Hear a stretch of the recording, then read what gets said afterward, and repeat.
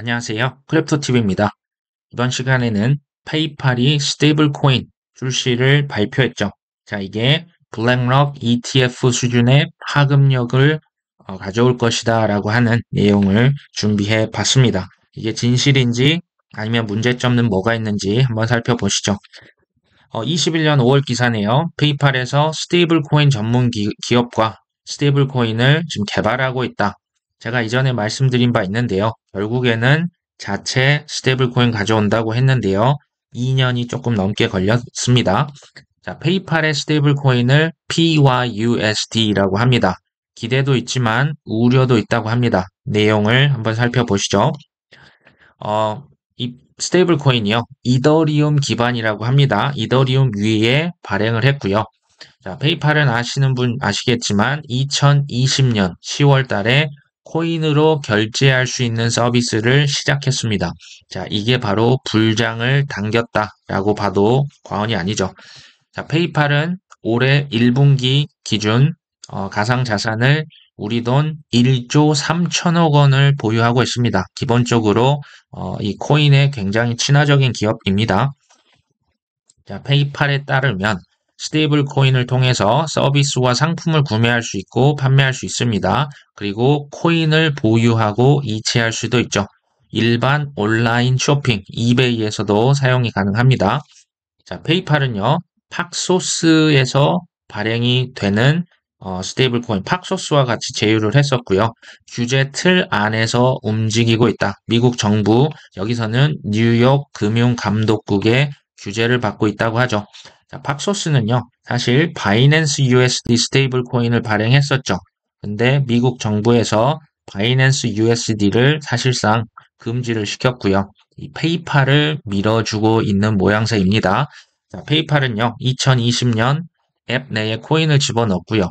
2018년 이후 지속되어 왔던 크립토 겨울을 종료시켰다. 그래서 이번에도 기대감이 있는 거겠죠.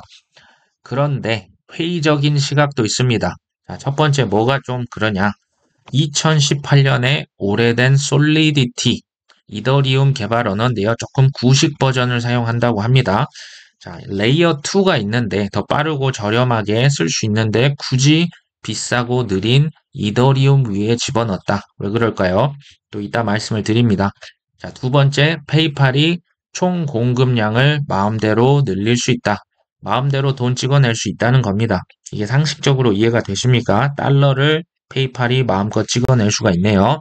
자, 세 번째, 트위터를 통해서 비트코인 뉴스는 고객의 자산을 동결하거나 없애버릴 수도 있다. 이게 지금 페이팔입니다. 자, 이게 무슨 내용인지 제가 하나씩 말씀을 드리겠습니다. 자, 페이팔은 2센트만 내면 사실 레이어 2 쓰면요. 엄청 저렴하고 빠르게 스테이블 코인 쓸 수 있는데 굳이 이더리움 메인넷에 출시를 했습니다. 이게 페이팔을 써보신 분 아시겠지만요. 굉장히 편하지만 수수료가 정말 어마어마합니다. 거의 뭐 20% 가까이 수수료를 받는데요. 본인들의 수수료를 적게 보이려는 것이다 라고 하는 지적이 그래서 나왔죠. 자, 그리고 페이팔이 뭐 세계에서 가장 안전한 달러 기반의 디지털 자산이라고 설명을 하고 있지만 코인 애호가들은 당연히 이런 중앙화된 방식 굉장히 싫어합니다. 혁신이라고 하는 건 비트코인 사서 콜드 월렛 자신만의 그 계좌에 보관하는 거지. 이런 식으로 빅테크의 블록체인 중앙화된 달러는 아니다라고 선을 긋고 있죠. 자, 또 다른 기사를 제가 가져왔습니다. 자, 페이팔이라고 하는 그 페이팔 USD는 빅테크가 선보이는 첫 번째 스테이블 코인이죠. 뭐 페이스북이 이전에 좀 꿈을 꿨던 DM이 있지만 사실상 망했었고요. 자, 여기에서 팍소스를 통해서 발행이 되는데 이게 굉장히 중요합니다. 마음껏 찍어낼 수 있다고 했었죠. 근데 정확히는 발행 담보를 갖춘 다음에 마음껏 찍을 수가 있습니다. 준비금이라고도 하는데요. 준비금을 사놓고 그걸 담보로 해서 찍는 거죠. 그 담보물이 뭐냐? 미국의 단기 국채, 그리고 미국의 달러, 현금과 비슷한 자산들을 좀 쟁여놔야 이제 뱅크런이 발생하든 예전에 테라루나 그 스테이블 코인이 무너졌을 때 이 준비금을 뭐 비트코인으로 가져갔다가 없어졌던 기억이 납니다. 그렇기 때문에 이것을 반드시 갖춘 다음에 스테이블 코인을 찍어라. 이게 이제 스테이블 코인 그 규제의 핵심입니다. 그런데요, 이 미국의 국채라고 하는 것은 미국의 빚입니다. 미국 달러도 지금 그 존폐의 위기에 있죠. 근데 이 스테이블 코인 발행사가 미국 국채, 빚을 사주고 미국 달러를 계속 사준다고 하면 정부 입장에서 좋을까요, 싫을까요? 당연히 좋죠. 근데 이제 USDC도 사실 있습니다. 근데 USDC 대비해서 이런 빅테크 기업이 미국의 빚을 전 세계에 수출하기가 훨씬 용이합니다. 페이팔은 글로벌 네트워크가 있습니다. 자, 페이팔이 마음껏 찍어낼 수 있는데, 자, 미국의 국채, 달러, 이 발행을, 이 빚입니다. 이것을 발행하고 지원하고 전 세계 수출을 지원하는데 페이팔이 스테이블 코인 발행, 이게 정부와 민간 기업의 이익이 맞아 떨어지고 있는 거죠. 이거는 그 스테이블 코인의 시가총액 시장 점유율입니다. 테더가 압도적인 1위고요. USDC, 블랙락과 피델리티가 밀고 있죠. 지금 바이낸스 USD는 사실상 없어졌다 보시면 됩니다. 자, 이게 뭐를 의미하냐? 세계에서 기축통화 달러의 화폐 발행권을 의미합니다. 신화폐 전쟁이 벌어지고 있는 겁니다. 페이스북 스테이블 코인 DM은 사실상 사라졌었죠. 페이스북이 꿈꿨던 나만의 통화 제국이었는데요. 미국 정부가 이것을 막았었죠. 근데 왜 페이팔은 허용해 줬냐고요? 말씀드렸죠. 미국의 빚과 달러를 지금 더 이상 사줄 곳이 없습니다. 중국, 일본, 자기들이 지금 죽을 것 같죠. 그래서 정부가 이것을 용인하고 승인해 줬다. 근데 이제 CBDC에 대한 거부감도 있어요. 자, 민간이건 이제 뭐 기관들이건 자, 그렇기 때문에 민간 기업, 페이팔 같은 기업을 통해서 CBDC의 특성을 갖춘 스테이블 코인을 우회적으로 출시를 허용해 준 겁니다. 자, 이렇게 보시는 게 맞습니다. 왜요? 고객 자산을 동결하고 삭제시킬 수가 있죠. 이건 뭡니까? 전 세계를 돈을 통제한다는 것을 의미합니다. 그 다음에 이제 페이팔이 9월 달에 그 준비금, 아까 그 담보금 보고서를 공개한다고 했는데요. 제가 뭐 예언을 합니다. 미 국채 한 80% 정도, 뭐 달러나 현금성 자산 한 20%, 뭐 이것과 유사하게 보유하고 있다. 그러니까 우리는 안전하다라고 발표할 겁니다. 이거는 말씀드렸죠. 미국 정부도 빚을 마음껏 누가 받아주기 때문에 좋죠. 이건 기업도 돈을 벌기 때문에 좋습니다. 자, 페이팔은 스테이블 코인 코드에 자산을 동결하고 압수할 수 있는 기능이 포함됐다. 뭐 범죄자에만 쓰이면 좋지만 글쎄요. CBDC와 동일하게 전 국민의 완벽한 이 금융 통제가 가능합니다. 거의 뭐 중국 수준이죠. 이게 전 세계적으로 이루어지고 있다 보시면 됩니다. 자, 비트코인 재단의 전 부회장. 이게 이제 가격에는 어떤 영향을 미치냐? 우리가 지금 투자하고 있는 비트코인은 최소 3억까지 갈 수 있고, 이더리움은요, 더 빨리 현재 가격 대비 10배 이상 상승할 것이다. 스테이블 코인과 크립토 시총은 사실 서로 반비례입니다. 스테이블 코인이 많으면요, 코인을 팔고 달러로 쟁이고 있는 거고요. 근데 이제 스테이블 코인이 이제 막 줄어들면 이게 이제 코인으로 많이 이동했다. 근데 이제 스테이블 코인을 많이 발행을 한다라고 하는 것은 결국에는 이게 코인 시장으로 넘어올 수 있기 때문에 중장기적으로는 호재라고 보시면 됩니다. 자, 브라질에서 CBDC 명칭을 확정했는데요. DREX라고 하네요. 여기서 이제 우려가 되는 게 이거죠. 브라질 중앙은행의 CBDC 소스 코드를 한번 봤는데 개인의 지갑과 보유 자금을 제어할 수 있는 접근 제어 기능이 포함되어 있다. 자, 중앙은행과 책임 기관이 모든 주소에서 CBDC 토큰을 발행할 수 있고요. 소각할 수가 있습니다.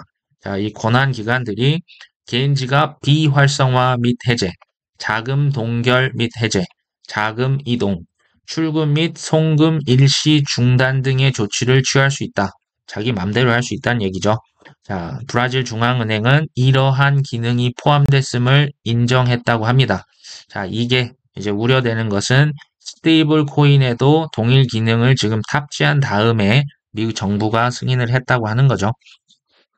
이게 뭐 설레발 치는 분도 있겠죠. 블랙락에 준하는 파급력을 기대한다. 블랙락 ETF 신청에 준하는 영향력을 가질 수 있다. 왜? 전 세계 4억 3천만 명이 넘는 사용자를 지금 페이팔이 보유하고 있죠. 뭐 그렇고요. 자, 언스트 앤 영 출신의 암호화폐 컨설턴트는 페이팔이 최근에 좀 어려웠는데 이 스테이블 코인으로 신성장 동력으로 지금 밀고 있다. 왜냐하면 또 결제 시스템 관리에 드는 위험과 비용을 크게 줄일 수 있다. 그리고 이제 이베이 전자상거래 기업에서 기본 결제 수단이 또 페이팔인데요. 여기 판매의 70%에 달하는 우리 돈 약 70조 원이 이제 페이팔 스테이블 코인으로 대체가 될 수가 있다. 그리고 또 어떤 대표는 이거 뭐 긍정적이고 이제는 투기에 쓰이는 것이 아니라 일상생활 속에서도 코인이 쓰이겠다. 뭐 이런 얘기를 했습니다. 이제 아담 코크란이라고 하는 친구가 있는데요. 트위터에서 이 스테이블 코인은 페이팔, 벤모 등 자체 서비스에 국한될 수가 있다. 이거는 그냥 평범한 중앙화 네트워크일 수가 있다고 비판을 했죠. 그 다음 어떤 변호사는 페이팔이 거래를 되돌릴 수 있다. 사실상 CBDC와 똑같다. 이런 얘기를 했죠. CBDC의 모든 검열 기능을 갖추고 있다. 가격은 근데 왜 이러냐? 이제 이런 기사입니다. 가격은 왜 재미가 없냐? 횡보하고 있냐? 월가의 그 시장 심리죠. 여기에서 제가 이전에도 말씀드렸는데요. 작년과 올해까지도 지금 항복, 분노, 디프레션을 거쳐서 지금 불신의 단계에 있다. 가격이 올라도 시장은 반응하지 않고요. 호재에도 별로 그렇게 크게 반응하지 않습니다. 그런데 이 불신 단계도 지금 급등락이 일어날 수 있습니다.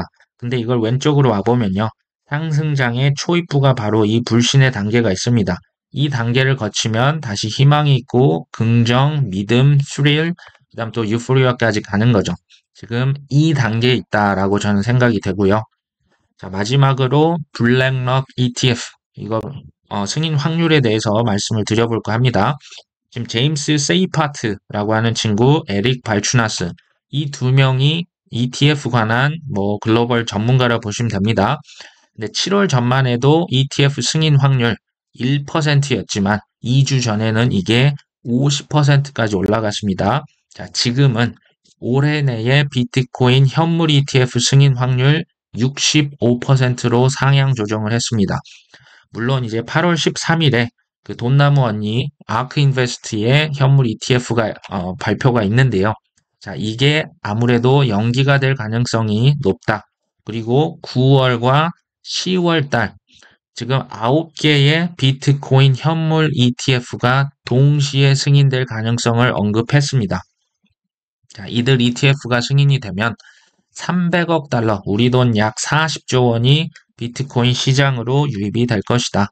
자, 시장 예측 사이트는요, 승인 확률을 70%로 배팅을 하고 있는데요. 아마 9월, 10월이 그렇게 멀리 남지는 않았죠. 조금 인내심을 갖고 기다려보면 또 좋은 결과가 있지 않을까 싶습니다. 오늘 방송 여기까지 합니다. 끝까지 시청해 주셔서 감사합니다.